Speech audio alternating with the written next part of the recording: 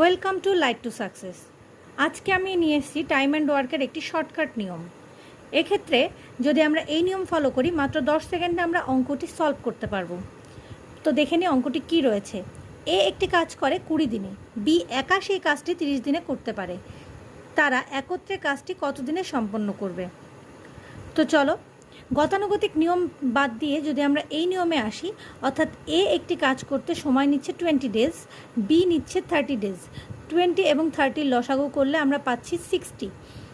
এবার 1 ডেজের কাজ যদি আমরা হিসাব করি তাহলে 20কে 60 দিয়ে ডিভাইড করলে পাচ্ছি 3, 30কে 60 দিয়ে ডিভাইড করলে পাচ্ছি 2।